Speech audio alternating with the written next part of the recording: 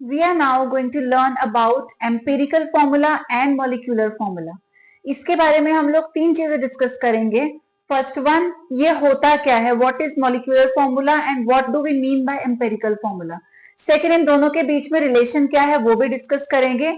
And thirdly, इनको calculate कैसे करते हैं जब परसेंटेजेस गिवन होती हैं एलिमेंट्स की. How to find out empirical and molecular formula, that will be discussing. So पहले डेफिनेशंस की बात कर लेते हैं. एम्पेरिकल फॉर्मूला क्या होता है? This is the simplest whole number ratio of atoms in a molecule. तो कोई भी एक जो मॉलिक्यूल है उसका नॉर्मली हम फॉर्मूला लिखते हैं, उसमें एटम्स का सिंपलेस्ट जो रेशियो होता है वो होता है एम्पेरिकल फॉर्मूला. वेयर एज जब हम मॉलिक्यूलर फॉर्मूला की बात करते हैं तो ये बताता है exact number of atoms which are present in that molecule. For example, अगर हम बात करें ग्लूकोज की, तो ग्लूकोज का मॉलिक्यूलर फॉर्मूला होता है C6H12O6. ये हम सब ने पढ़ रखा है. तो ग्लूकोज है C6H12O6. अब यहाँ पर हमको एग्जैक्ट पता चल रहा है there are 6 carbon, 12 hydrogen and 6 oxygen. तो जहां पे एक्यूरेट यानी कि एग्जैक्ट नंबर ऑफ एटम्स पता चलता है उसको हम बोलते हैं मॉलिक्यूलर फॉर्मूला. अब यही अगर हम सिंपलेस्ट रेशियो कैलकुलेट करें, तो अगर हम 6 से इसको कैंसिल आउट करें, 6 1 जा 6, 6 2 जा 12, 6 1 जा 6, तो सिंपलेस्ट फॉर्म जो निकल के आएगी वो होगी CH2O. और इसी सिंपलेस्ट रेशियो को हम लोग बोलते हैं एम्पेरिकल फॉर्मूला. अब इस पर्टिकुलर केस में दीज बोथ आर डिफरेंट. एक और एग्जांपल हम लेते हैं सुक्रोज का. सुक्रोज का फॉर्मूला होता है C12H22O11. यहाँ भी एग्जैक्ट नंबर ऑफ एटम्स हमको पता है कि there are 12 carbon, 22 hydrogen atoms and 11 oxygen atoms.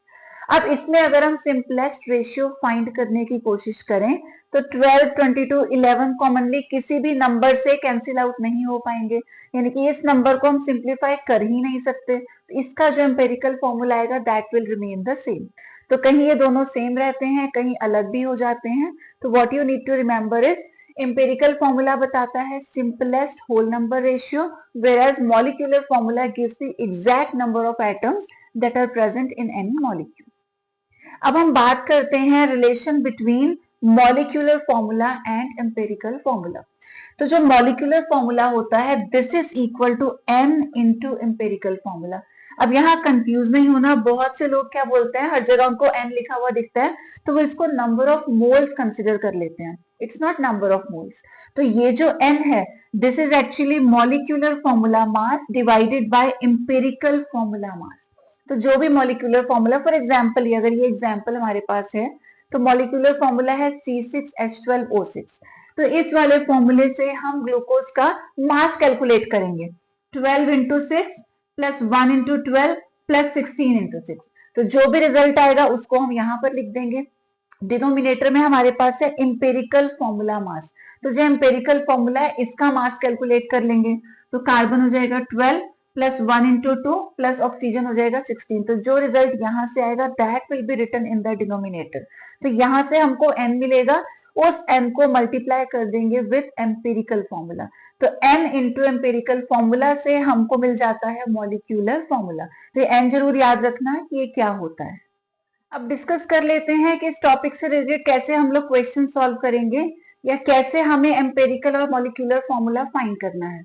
So we have a question here which says a compound contains 4.07% of hydrogen, 24.27% carbon and 71.65% chlorine.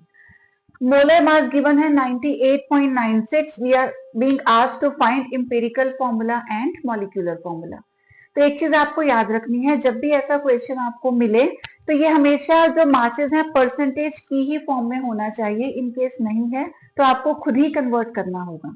Now before solving the question पहले इस format को discuss कर लेते हैं. यहाँ पे सारे steps हैं जो हमें फॉलो करने पड़ेंगे in order to find this empirical and molecular formula. तो अगर आप टेबुलर फॉर्म में करेंगे थोड़ा सिस्टमैटिक और इजी रहता है. आप चाहो तो डायरेक्ट भी कर सकते हो बिना ऐसा टेबल ड्रॉ किए. अब पहले हमें लिखना होता है अबाउट एलिमेंट. तो जो भी क्वेश्चन है उसमें जितने भी एलिमेंट्स दे रखे हैं वो एलिमेंट्स हम यहाँ मेंशन कर देते हैं. अगले कॉलम में उनका आता है मास परसेंट. तो मास परसेंट क्वेश्चन में दिया रहता है, उसे हम लोग लिख देंगे उसी एलिमेंट के सामने जिसका जितना भी मास परसेंट है और उसे सिंपली मास कंसिडर कर लेंगे. नेक्स्ट कॉलम में हमें उन सबका मोलर मास लिखना होता है. उसके बाद हम कैलकुलेट करते हैं नंबर ऑफ मोल्स. अब नंबर ऑफ मोल्स कैसे मिलते हैं? This mass divided by molar mass. तो सेकंड कॉलम को थर्ड कॉलम से डिवाइड कर देंगे, will be getting number of moles. जैसे नंबर ऑफ मोल्स मिलता है, नेक्स्ट में हम फाइंड करते हैं मोल रेशियो। अब यहाँ क्या करना है, आपको कई कुछ मोल की वैल्यूज मिली होंगी, उनमें से जो सबसे छोटी वैल्यू होती है उससे सबको डिवाइड कर देते हैं, जो भी रिजल्ट आता है इस वाले कॉलम में लिख देते हैं। तो मोल्स का रेशियो अब डिवाइड किससे करना है? सबसे छोटी वैल्यू से, इसको याद रखना। जैसे मोल रेशियो मिलता है, कई बार ऑलरेडी वो होल नंबर्स में होता है, इन केस नहीं है तो लास्ट में हम उसे सिंपल होल नंबर्स में लिख देते हैं and finally then we get our answer. अब इसी फॉर्मेट के बेसिस पे क्वेश्चन सॉल्व करके देखते हैं। तो compound contains hydrogen, carbon and chlorine, तीन एलिमेंट्स की यहाँ पे बात हो रही है। हाइड्रोजन का मास परसेंट है 4.07, कार्बन इज 24.27 और जो क्लोरीन है वो 71.65। यहाँ परसेंट आपको यूज नहीं करना, मास परसेंट है तो हमने मास की फॉर्म में उसको लिख दिया। Next we have to write their molar masses. Hydrogen we know is 1, carbon का मोलर मास होता है 12, क्लोरीन होता है 35.5।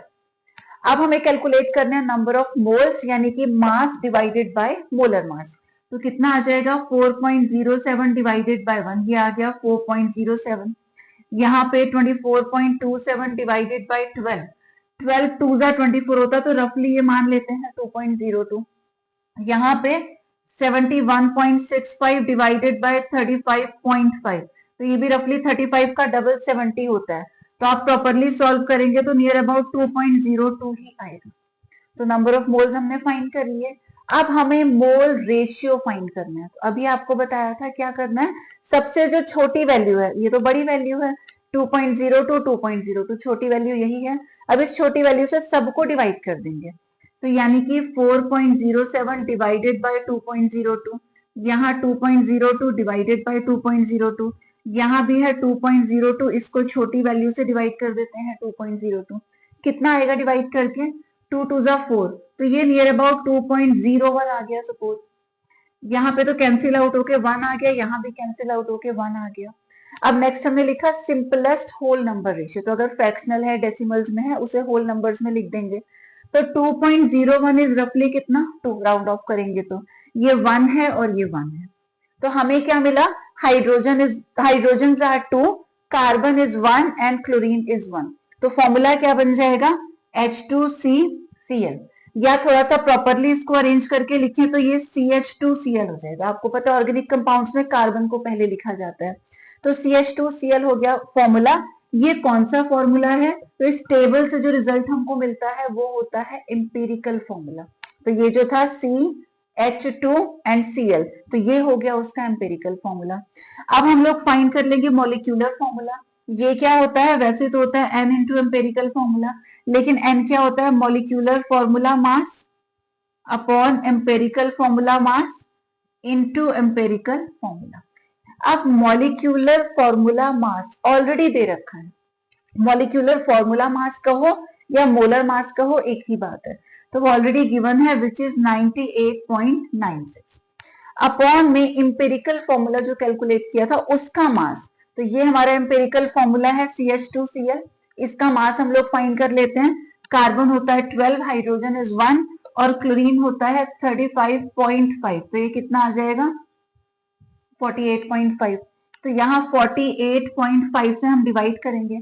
अब 48 का डबल कितना आ जाएगा? दिस विल बी रफली सेम, तो क्योंकि ये सेम ही आएगा, आप प्रॉपर इसको डिवाइड करके देखना तो नियर अबाउट अप्रोक्सीमेटली 2 निकल के आएगा। तो ये मिल गया हमको 2। साथ में क्या है? Into empirical formula, into empirical formula. अब 2 इंटू एम्पेरिकल फॉर्मूला, यानी कि 2 into empirical formula is CH2Cl। तो 2 से मल्टीप्लाई कर दो सबको, क्या हो जाएगा? कार्बन पहले 1 था, अब 2 हो जाएंगे। हाइड्रोजन पहले ही 2 थे, इंटू 2 करेंगे, दिस विल बी 4। क्लोरीन पहले 1 था, अब हो जाएंगे 2।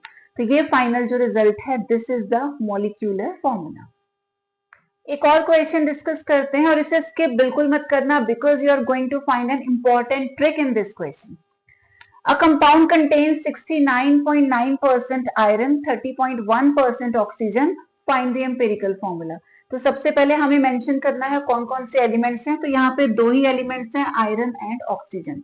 अब ये मत सोचना कि ऑक्सीजन तो डाइऑक्सीजन होता है तो O2 लिख दें। हम यहाँ कोई भी नंबर यूज नहीं कर सकते, बिकॉज नंबर ही तो हमको फाइंड आउट करना है। तो यहाँ स्टूडेंट्स अक्सर गलती करते हैं जो हमको नहीं करनी, एटॉमिक फॉर्म में लिखना है, नॉट इन मॉलिक्यूलर फॉर्म। उसके बाद इनका मास परसेंट, तो आयरन है 69.9% और ऑक्सीजन है 30.1%। परसेंटेज साइन हमको यूज नहीं करना, सिंपली ऐसे ही लिख देना, इसको ग्राम्स में कंसिडर कर लेना है। नेक्स्ट इनका मोलर मास, आयरन होता है 56, ऑक्सीजन होता है 16।